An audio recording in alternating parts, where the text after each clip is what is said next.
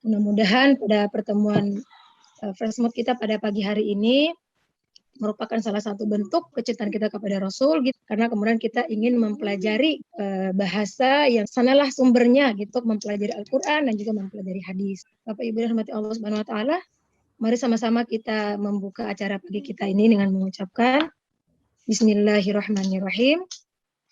Untuk tidak membuang waktu kepada Pak Fatur, Ana persilahkan untuk menyampaikan materi. Falyatafadhal. Alhamdulillah. Terima kasih Bu Dani. Assalamualaikum warahmatullahi wabarakatuh. Alhamdulillahi wassalatu wassalamu ala rasulillahi amma ba'du. Inti dari ilmu nahwu itu adalah i'rab. Kalimat yang dimaksud dalam ilmu nahwu itu adalah kata. Jadi bukan susunan kata seperti kita bahasa Indonesia, bukan. Kemudian i'rab adalah sebagaimana dalam kalam ini, al-i'rabu huwa taghyiru awakhiril kalim. Jadi i'rab itu adalah perubahan akhir, tanda huruf terakhir suatu kata. Li ikhtilafil awamili, karena berubahnya amil yang masuk pada kalimat tersebut.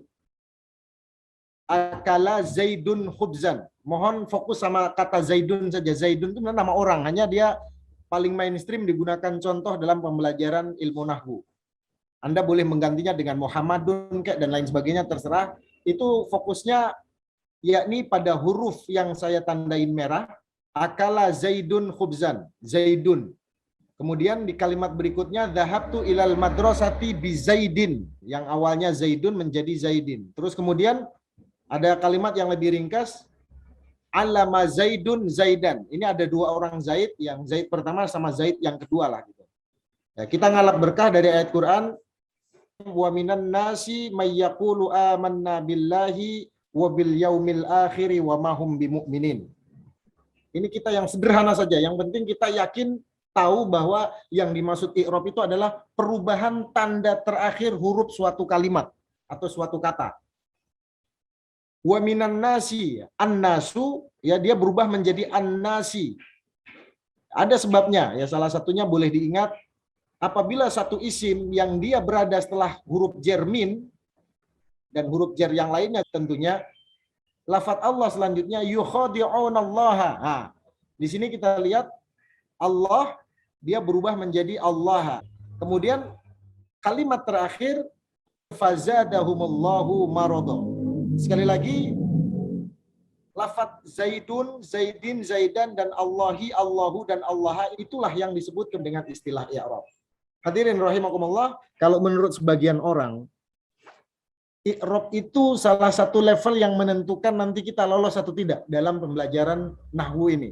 Karena memang terus terang, kalau kita tidak jeli, memang ini barang ini ribet, karena logikanya itu, dia seperti nggak sesuai logika lah, sekilas ya.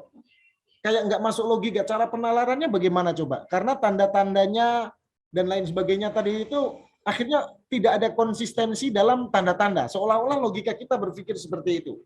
Walaupun nanti ketika kita paham baru kita ngeh gitu kan, ya Allah padahal begitu ya, gitu. Jadi makanya sejak awal, untuk awal-awal sekali, bahwa tanda i'rab itu sebenarnya yang wajib kita ketahui itu tanda harokat saja.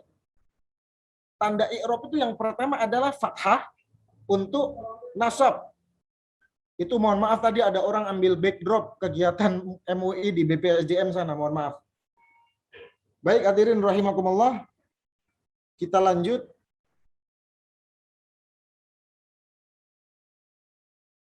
Permasalahan i'rab dan alamatnya ini seri terakhir untuk kita belajar membaca kitab ya. Untuk tadi sudah dijelaskan beberapa contoh.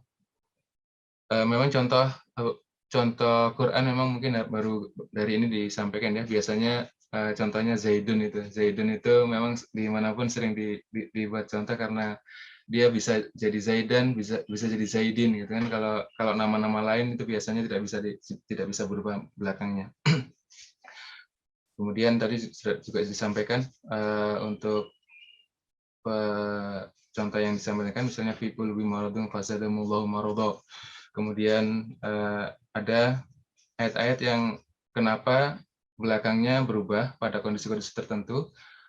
Ada yang dia sifatnya fleksibel, yang berubah-berubah aja gitu kan. Orang Arab mengatakan demikian, kita tinggal ikut.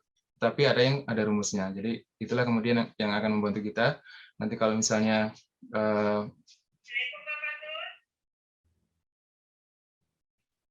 Bismillah, kita lanjutkan sampai beberapa menit ke depan.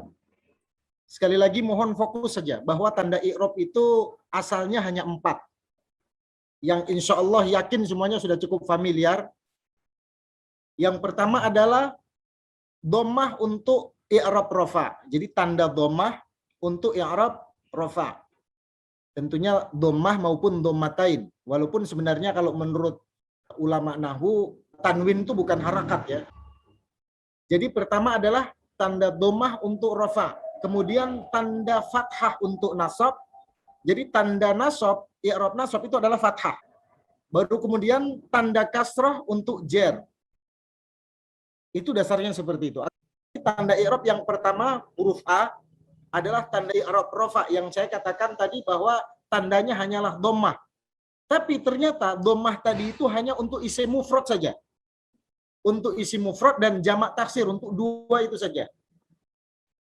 Jadi kalau Anda membaca dalam Al-Quran, perubahan akhir atau tanda akhir suatu huruf dalam kalimat itu dibaca dhammah, itu hampir dipastikan dia adalah bentuk daripada isim mufrad dan jamak taksir.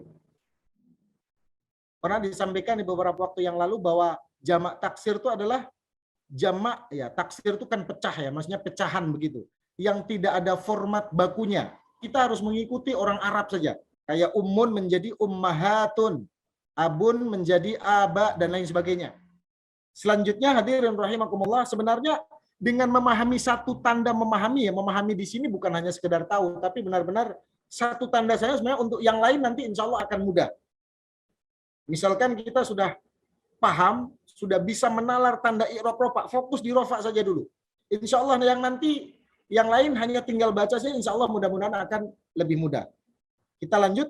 Tanda yang pertama tadi sudah kita jelas bahwa dhammah. Allahu Muhammadun Rasulullahi. Tandanya dhammah, dibaca U jelas, U begitu. Selain tanda dhammah, tanda huruf alif. Tanda huruf alif ini pada dasarnya hanya untuk isim musanna saja. Isim yang berarti 2.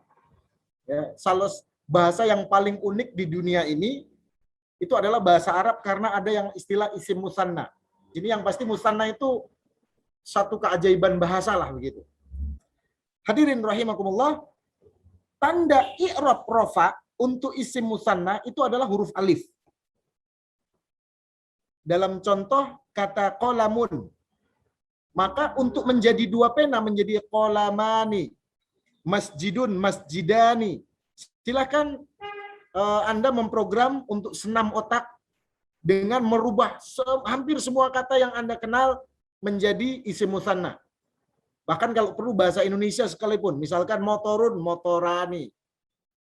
Intinya mudah sekali rumusnya untuk merubah satu kalimat yang berarti 1 menjadi 2 itu tinggal ditambah huruf alif dan nun. Nunnya dibaca kasrah. Nanti satu saat pasti Anda akan iseng, nun itu apa sih namanya, nun apa, kenapa dibacanya? Ini nanti ada kajiannya lagi yang Masya Allah ya. Tidak. Jadi ketika Anda mendengar redaksi misalkan muslimani, yang pertama tadi fathah, yang pertama tadi adalah dhammah, yang kedua alif, dan alif ini untuk isim musanna, tidak ada yang lain.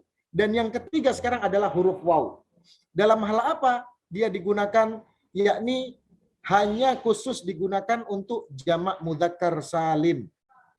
Ya, di situ ada contohnya lafadz mukminuna, muslimuna, solihuna, dan ada ratusan atau mungkin bahkan ribuan yang lain dalam Al-Quran yang formatnya una. Itu artinya adalah jamak mudzakkar salim dalam kondisi i'rabnya adalah rafa. Mukminun. Nanti ketika dia musanna, dia akan dibaca mukminani, berubah menjadi mukminani, kemudian menjadi mukminuna. Padahal kalau kita baik, kita lanjut. Kita lihat ada tanda i'rab Nasab ini tanda aslinya adalah fathah. Fathah, dhammah, kasrah itu hanya untuk mufrad dan jamak taksir saja, tidak selain itu. Kalau sudah berbentuk lain kalimat tersebut, huruf ya untuk isim musanna dan jamak mudzakkar salim. Contoh dalam ayat ya, wa ma kanu muhtadina. Nah, muhtadin aslinya adalah, jadi huruf ya sebelum huruf nun yang dibaca fathah itu adalah tanda jamak mudzakkar salim. Terus bagaimana kita bisa membedakan antara jamak mudzakkar salim dan muannas salim? Maka sudah jelas, maksudnya ketika tidak berharakat ya, tidak ada harakatnya, bagaimana kita bisa membedakan? Nanti akan otomatis kita akan bisa membedakan sendiri. Percaya saja. Karena nanti akan ada yang namanya istilahnya siyaqul kalam atau bentuk tarkib kalimat yang menentukan, yang akan memahamkan kita ini bentuk mudzakkar salim atau musanna. Seperti itulah kira-kira. Jadi kita abaikan saja. Anda sampai di sini saja cukup kita memahami fathah, tanda asli fathah, dan huruf ya untuk isim musanna dan jamak mudzakkar salim, itu saya kira sudah cukup.